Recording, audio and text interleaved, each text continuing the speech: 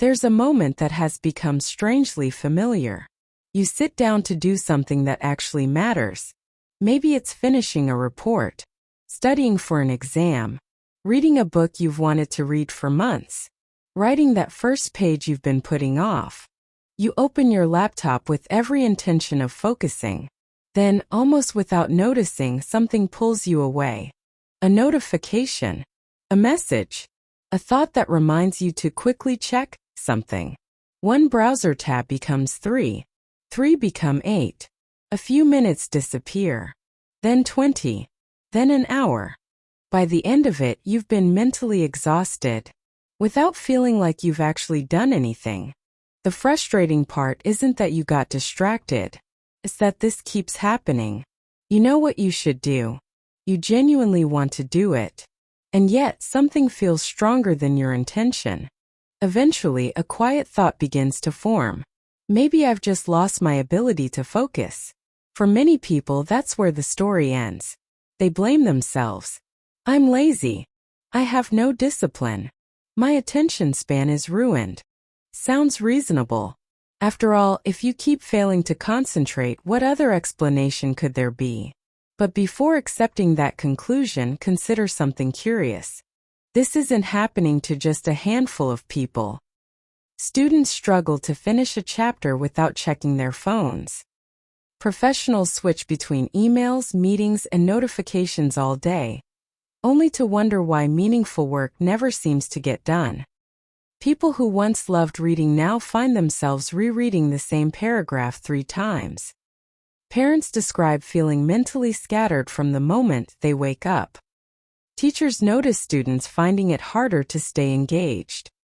Even people whose careers depend on deep thinking often admit they can no longer work for long without interruption. These aren't isolated stories. They're becoming remarkably common. So here's the question. Did millions of people suddenly become less disciplined? Or have we misunderstood the problem entirely? Because history gives us an important clue. Human beings haven't evolved dramatically in the last 20 years. The brain sitting inside your head is remarkably similar to the one your grandparents carried. So if the brain hasn't fundamentally changed, why has the experience of using it changed so much? Journalist and author Johann spent years investigating this question while writing Stolen Focus. He expected to discover that people simply lacked willpower. Instead, he found something far more unsettling. Our ability to pay attention isn't shaped only by our decisions. It's shaped by the environment we repeatedly live in.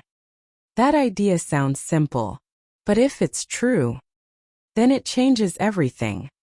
Because it means the problem might not begin inside your mind. It might begin around it. Think about how often your attention is interrupted during an ordinary day. Your phone vibrates. An email arrives. A headline appears. A friend sends a message. A recommendation pops up before you've even finished the previous video. None of these interruptions seem significant on their own. In fact, most of them last only a few seconds, which is exactly why we underestimate them. Our brains don't measure change by dramatic moments. They measure repetition. Neuroscientists describe the brain as remarkably adaptable. Through a process known as neuroplasticity, it continuously reorganizes itself in response to repeated experience. Whatever you ask your brain to do frequently, it gradually becomes better at doing. Most people think of neuroplasticity in positive terms like learning an instrument, mastering a language, recovering after injury. But neuroplasticity isn't concerned with whether a habit is useful. It only notices what is repeated, which leads to an uncomfortable possibility. What if your brain hasn't been practicing focus at all? Imagine hiring a personal trainer. Every morning they ask you to switch exercises every 30 seconds. Lift a weight. Stop. Run. Stop. Stretch. Stop. Jump. Stop. Cycle. Stop. At the end of 6 months, what would you become good at? Not strength. Not endurance. You'd become exceptionally good at switching. Your attention learns in much the same way. Every interruption is a repetition. Every notification is a repetition. Every time you leave one task to glance at another, your brain quietly records the experience. Not because it's judging you, because that's its job, to learn. The psychologist William James once wrote, "My experience is what I agreed to attend to." More than a century later, that observation feels almost prophetic. Because attention doesn't simply determine what enters your mind. It gradually shapes the kind of mind you have. Every memory begins with attention. Every skill depends on sustained attention. Every meaningful conversation requires attention. Even your sense of who you are is influenced by what consistently receives your attention over time. In other words, attention isn't just another mental ability. It's the doorway through which nearly every other mental ability must pass. Which raises a far more important question than the one we started with. Perhaps the question isn't, why can't I focus anymore? Perhaps the real question is, what has my brain been learning to pay attention to every single day? Because once you ask that question, the story stops being about discipline and starts becoming a story about training. If attention can be trained, then something else follows naturally. It can also be mistrained. Not because anyone intended it, but because the brain doesn't distinguish between what you choose to practice and what your environment repeatedly asks you to do. So it simply adapts. That idea sits at the center of decades of neuroscience. The brain is constantly asking one silent question. What seems to matter most in this person's life? It doesn't answer that question by listening to your goals. It answers it by watching your behavior. If you tell yourself that reading is important but interrupt yourself every 3 minutes, your brain doesn't learn that reading matters.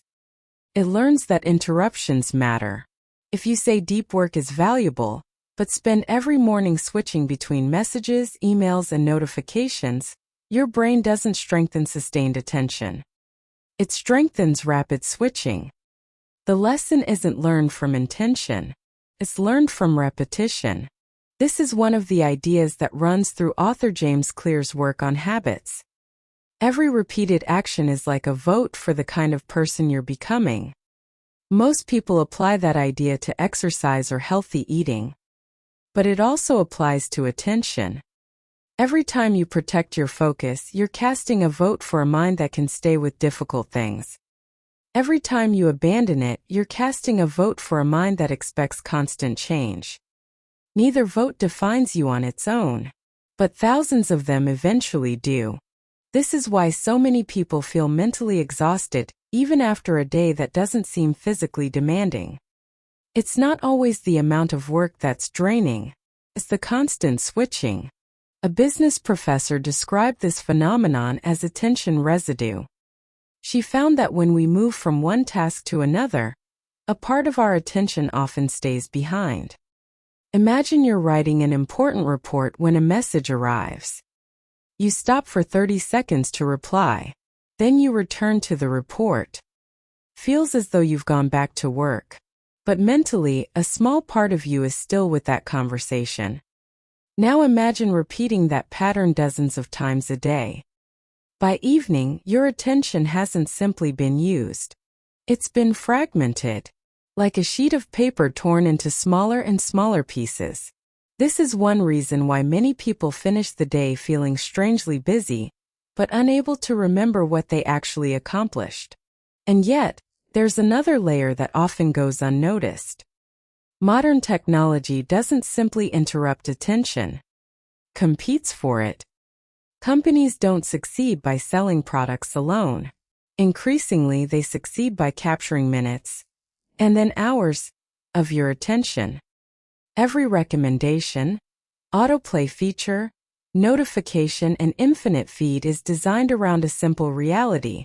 The longer your attention stays, the more valuable it becomes. That doesn't make technology evil. But it does mean your attention is no longer competing only with your own intentions. It's competing with systems built by thousands of engineers, designers, and behavioral scientists whose job is to make looking away feel difficult. No amount of self-criticism changes that reality. Understanding it does. Because once you recognize the forces acting on your attention, you stop interpreting every distraction as a personal failure. You begin seeing it as a relationship between your mind and your environment. This is where another common misunderstanding begins to disappear. People often believe they need stronger willpower, but willpower is a limited resource. Environment works all day.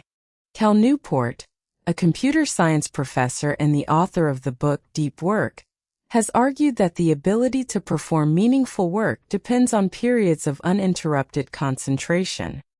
Not because focused people possess a special talent, because deep thinking simply requires uninterrupted time. Every interruption resets the process. You don't just lose a minute. You often lose the mental momentum that was quietly building beneath the surface. And momentum is difficult to notice while it's growing, but painfully obvious once it's gone. There's another habit that's quietly disappearing from modern life. Boredom. Think about the last time you stood in a queue without reaching for your phone, or waited for someone without checking a screen, or sat quietly with nothing demanding your attention. Those moments used to happen naturally. Now they often feel uncomfortable, so we fill them. Not because something is wrong with us, because we've become unfamiliar with empty space. Ironically, neuroscience suggests those quiet moments may be more important than they appear. When the brain isn't focused on an external task, a collection of regions known as the default mode network becomes more active. This network is associated with reflection, connecting ideas, imagining the future, and making sense of our experiences. Some of our clearest insights don't arrive while consuming information. They arrive after consumption stops. If every spare moment is filled, the brain has fewer opportunities to process what it's already learned. We become experts at receiving information, less practiced at understanding it. Which brings us back to the question that started this journey. Maybe your attention isn't broken. Maybe it's behaving exactly as a remarkably adaptable brain should behave, after years of living in an environment built around interruption. If that's true, then the solution isn't to fight your brain. It's to retrain it. Not through dramatic dopamine detoxes. Not by expecting yourself to concentrate for 6 hours tomorrow. But through the same principle that changed it in the first place. Repetition. Protect one uninterrupted block of work each day. Even 25 minutes matters. Read a few pages without your phone nearby. Leave moments of boredom alone instead of filling them. Finish one task before beginning another. These actions seem almost too small to matter. But that's because we usually overestimate the power of dramatic change and underestimate the power of repeated experience. Your attention was shaped one repetition at a time, can be rebuilt the same way. And perhaps that's the most hopeful idea of all. You haven't lost the ability to focus. You've been practicing something else. The remarkable thing about practice is that it has no loyalty to the past and it strengthens whatever you repeat next. So the next time you catch yourself saying, "I just can't focus anymore," try replacing that thought with a different question. What is my attention learning from this moment? Because every moment you protect your attention is more than an act of discipline. It's an act of education. You're teaching one of the most adaptable parts of your mind what deserves to matter. And over time, that quiet lesson becomes the way you think, the way you work, the way you experience the world. Your brain isn't choosing distraction. It's becoming whatever you repeatedly ask it to become. Perhaps you were never broken. Perhaps your brain has been doing exactly what it was designed to do all along. The real opportunity isn't to find your focus again. It's to decide. what you want your attention to learn next. If this changed the way you think about focus, you'll enjoy the next video, where we'll uncover another hidden pattern shaping how your mind works.